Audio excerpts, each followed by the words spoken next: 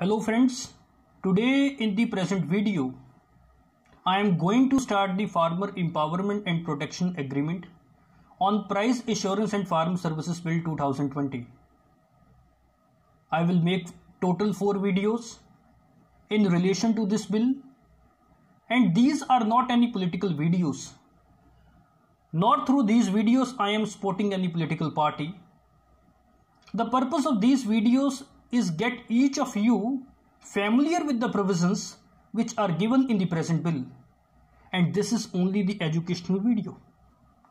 So after watching these videos, give your comments whether this present bill is actually anti-farmer bill or whether this bill is in the interest of the farmers with your reasons.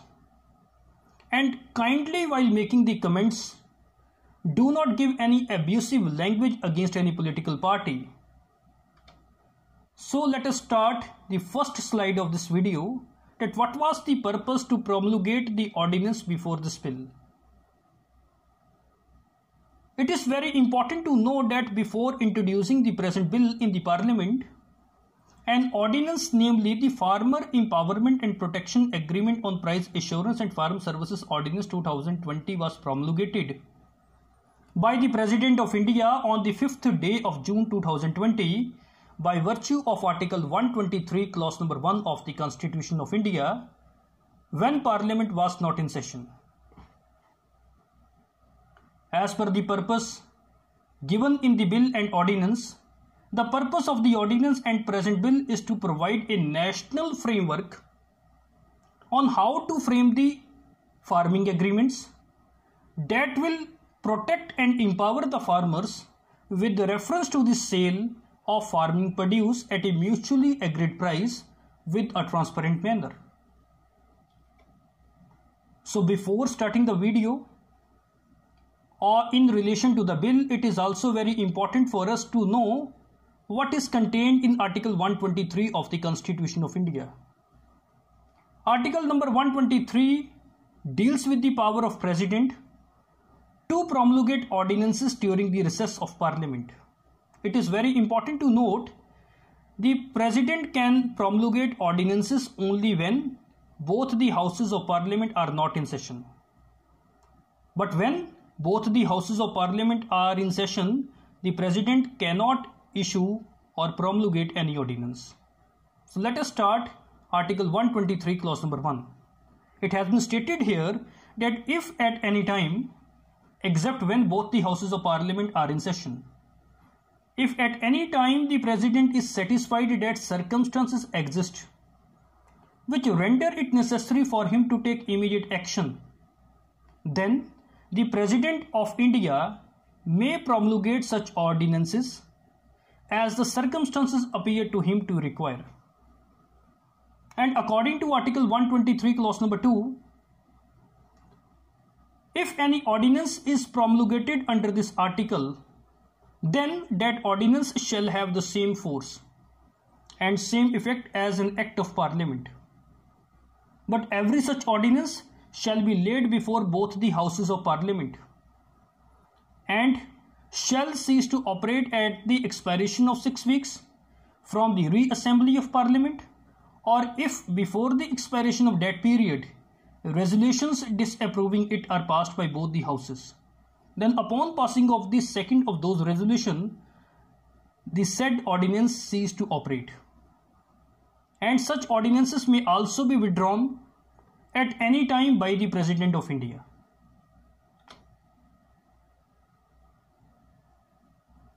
This present bill contains 24 sections, which is divided into 4 chapters. That is, if we are going to study the bill, then the bill contains 24 sections, which is divided into 4 chapters, out of which chapter number 1 of the bill contains section number 1 and 2 only. And this chapter deals with the preliminary part of the bill, and it provides the area in which this bill after becoming the act will be applicable. Whereas under section number 2, it provides a definition of some terms which are going to be used in the present bill.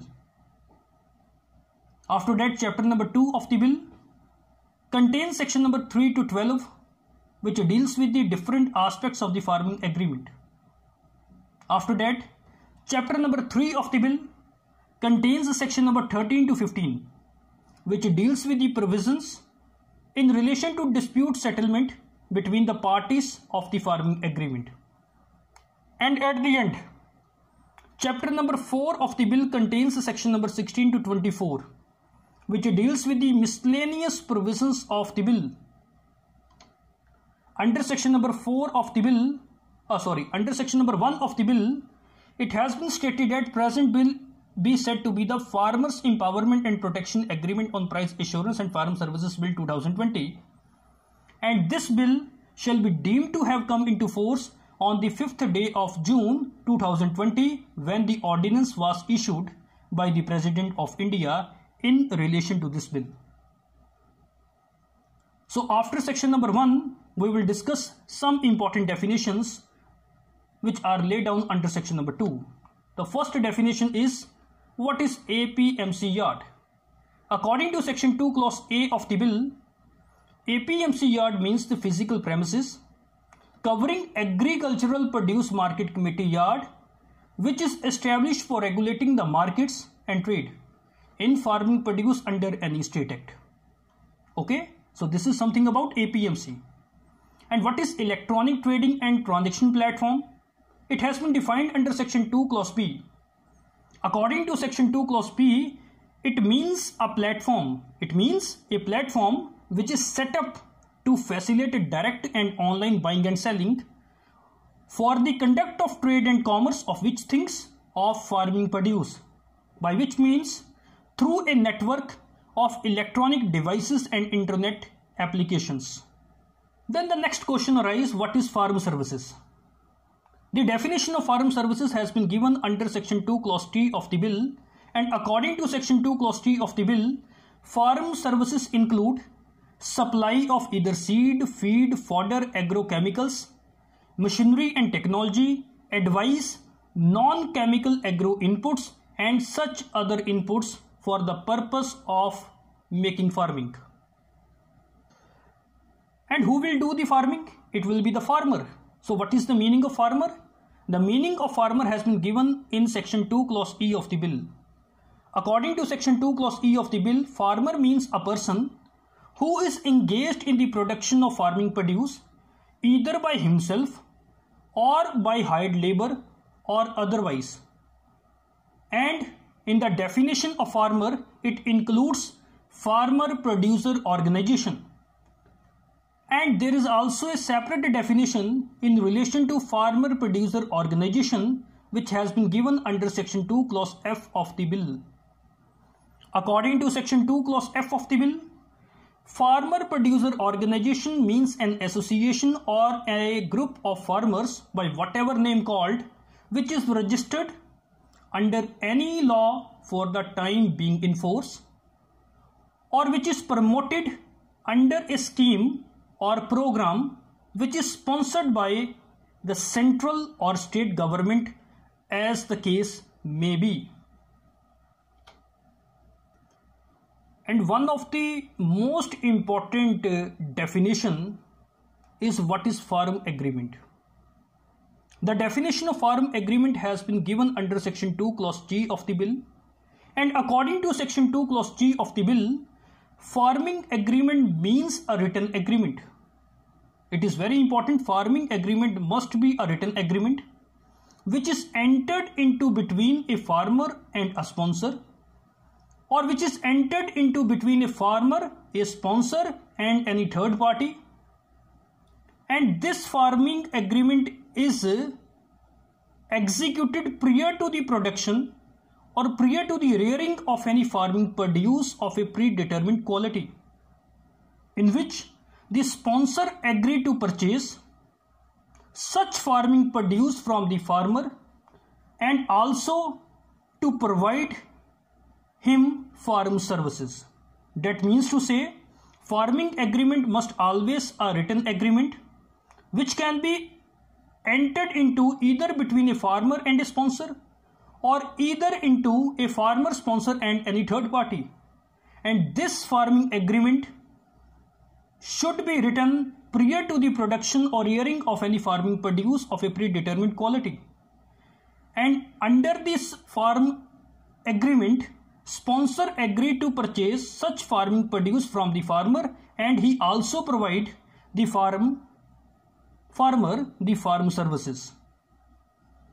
And according to the explanation of this section, it has been said that the term farming agreement may include trade and commerce agreement, where the ownership of the commodity remains with the farmer during the time when the production is going on, and the farmer will get the price of the produce on its delivery as per the agreed terms with the sponsor. Second type of farming agreement is production agreement, where the sponsor agreed to provide farm services either fully and partly to the farmer, and also he is ready to bear the risk of output, but he agrees to make the payment to the farmer for the services rendered by such farmer. And third type of farming agreement is such other agreements or combination of agreements specified above. It may be the combination of first and second category. According to section 2 clause J of the bill, the definition of force majeure has been given, and this definition means force majeure means any unforeseen external event including flood, drought, bad weather, earthquake, epidemic, outbreak of disease, insect pest and such other event which is unavoidable and which are beyond the control of the parties entering into a farming agreement. That means to say, under these circumstances, there is not any negligence on the part of the sponsor or any farmer, and these are beyond the control of the parties entering into a farming agreement, and these are called force majeure. And last definition is of sponsor.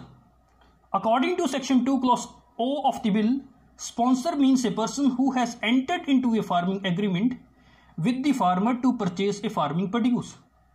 So this is something about this part first of this video.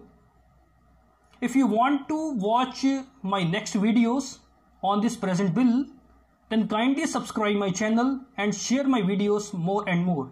Thank you very much.